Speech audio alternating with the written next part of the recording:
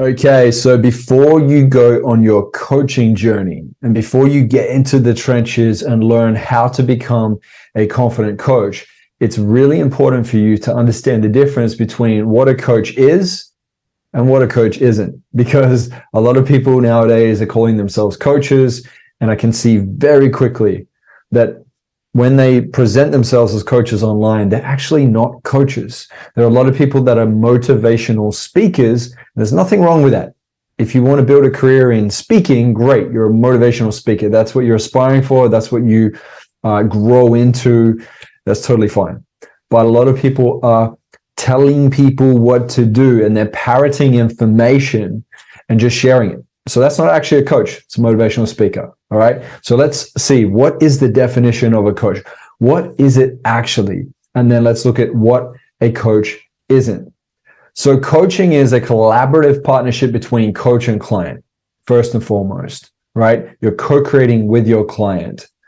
The second thing is it's a process of discovery and exploring what this individual really needs and what their goals really are. The third thing is it's a client-centered approach that focuses on the client's needs, goals, and preferences. It's all about your client.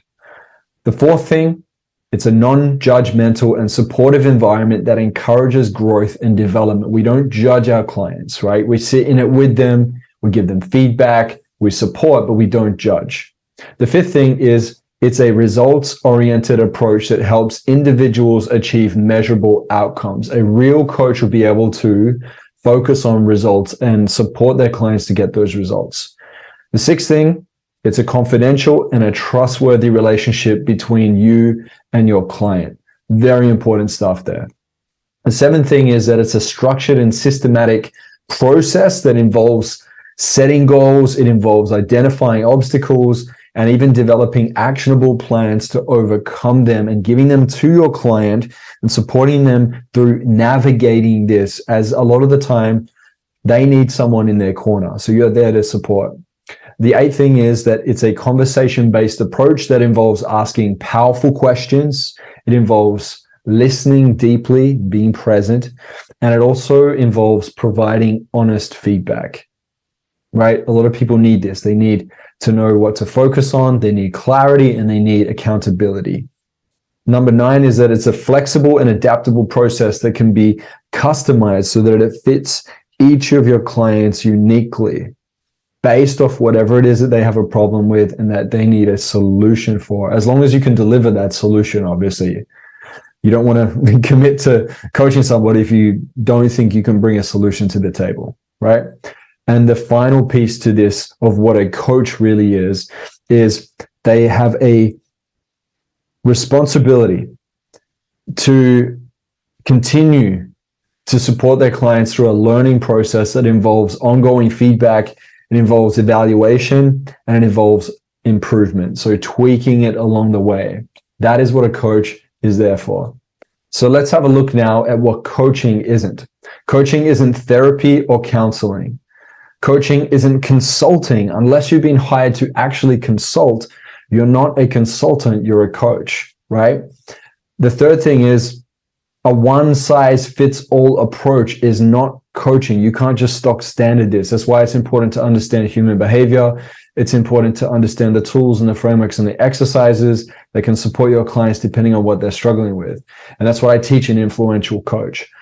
Now, the next thing is it's not a quick fix solution. Sometimes you're going to have to support your clients through their journey as they're learning along the way and course correcting as they go.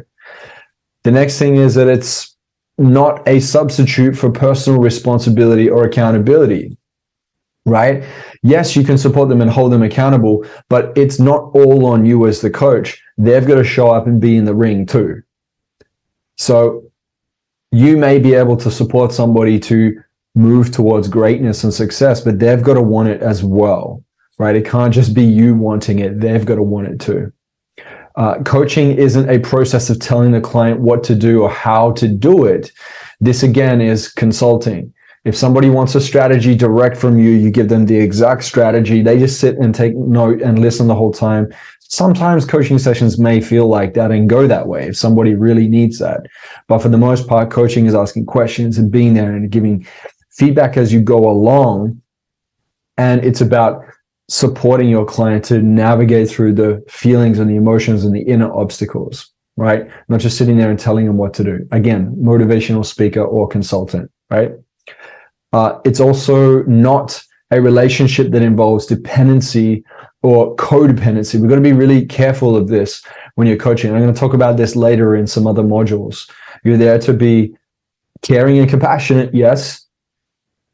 Sitting in that, finding ways to be present and seeing, hearing, and understanding your client is very important. But you're also objective when you need to be objective in order to be able to support your client, because sometimes they're caught up in things emotionally. And when you can show up with the objective approach and support them with what they need that they're missing because they're so caught in the emotion, this is going to be a great way to be able to support them to get great results. Number 8, it is not a guarantee of success or specific outcomes. Once again, just because you can support in a certain area doesn't mean that every single client is going to be able to crush it every single time. We're going to be careful of what we promise. We can support, but we can't want it more than the client wants it. That's not how this thing works, right? So a coach that thinks that they can just guarantee all this success all the time, every time, well, there's a lot of factors that are brought into account. Some people are more open and coachable than others. So to make a claim that you're going to be able to get every single person a result every single time, you got to be able to back that up. And most people that are making these claims can't back it up.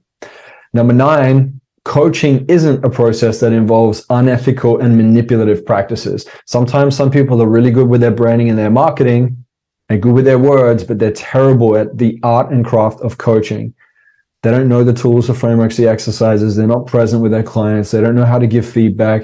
They don't listen. Instead, they're just trying to make money off people by getting them to join their programs, but getting no results. So be very careful of this. This is not coaching, okay?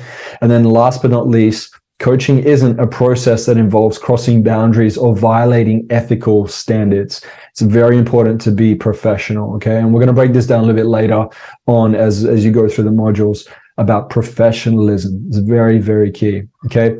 So first and foremost, as a coach, your focus is to support your clients to get results. And sometimes they may want to just sit in it and get you to reflect. Sometimes they may ask you for some more structure. So you support them with some goal setting, or you support them with some cool tools or frameworks that you utilize. Sometimes some of my coaches will go out and learn some additional tools, such as like NLP or Psyche or other practices, EFT or any of these, practices where you use different modalities to be able to enhance their toolkit. But ultimately, at the core, a coach is there to be the extra set of eyes and ears, to be the one that's not roped into the emotion all the time, but can actually sit and take a very objective look at things and challenge their clients to think in a different way. That is very crucial as a coach. Shifting perspective is key when it comes to coaching. If something's not working, you don't want your clients to continue to repeat the same pattern. Otherwise, they're going to get the same result, right? And they call that insanity, right? You don't want anybody to walk out away from you with your coaching practice feeling insane or being insane, because the key is for you to be able to support them to do something different that gets them a better result, okay? Sometimes what they're doing may work, and you leave the things that work, that's totally fine. But the things that aren't working, challenge it, support them through this new journey on this new path, and shift perspective through asking powerful questions and reflecting on things they might not have considered. This is powerful coaching, okay? So now that we've got this clear, let's move into the next lesson.